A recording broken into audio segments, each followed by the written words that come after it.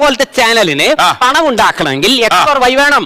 അവന്റെ മോശവും അല്ലെങ്കിൽ അവന്റെ കോമാളിത്തരും അവളുടെ അഡൽട്ടും കാണിച്ച് അടിച്ചു മാറ്റിയിട്ടാണ് ഇവർ ചെയ്യുന്നത്. അല്ലെ അവന്റെ മോശത്തെ ഇതിട്ടായി ചെയ്യുന്നത്. സന്തോഷ് പണ്ഡിറ്റ് പൈസ ഉണ്ടാക്കാൻ ഇതേപോലത്തെ മറ്റവൻ വേണ്ട. മേലെ എമ്മാതിരി കോളോട്ട് എന്നെ ആ മണ്ടലോട്ട് പറഞ്ഞു വിട്ടേക്കല്ലേ, പറഞ്ഞേക്കാം. നിർത്തി അങ്ങ് അവമാനിക്കുവാണെന്ന്.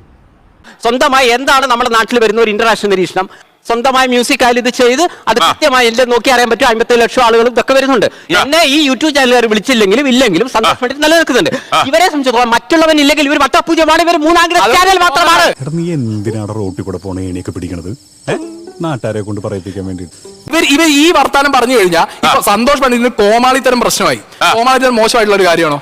നല്ല കാര്യമാണ് കോമാളിത്തരം. കോമാളിത്തരം മോശമായി ആര് പറഞ്ഞു? ഒരു സ്വന്തമായി കോമാളിത്തരം മൂന്നാംകിട ചാനലായിട്ട് മലയാളികളുടെ മുന്നിൽ വളർന്നു വന്ന ഒരു വ്യക്തി. ഈ വ്യക്തി കുടുംബത്തിൽ പറഞ്ഞവനെ നിനക്ക് കിട്ടിയൊന്നും പോരെ. അങ്ങനെ ഹത്യ ചെയ്ത സായിയെ അതേ നാണയത്തിൽ തന്നെ സാർ കൊടുത്താ കൊല്ലത്ത്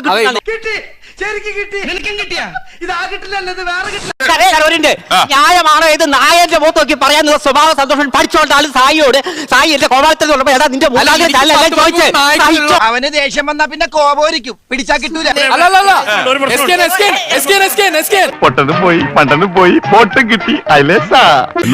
ഞങ്ങൾ അങ്ങ് ഇറങ്ങട്ടെ. ആയിക്കോട്ടെ, സന്തോഷായി.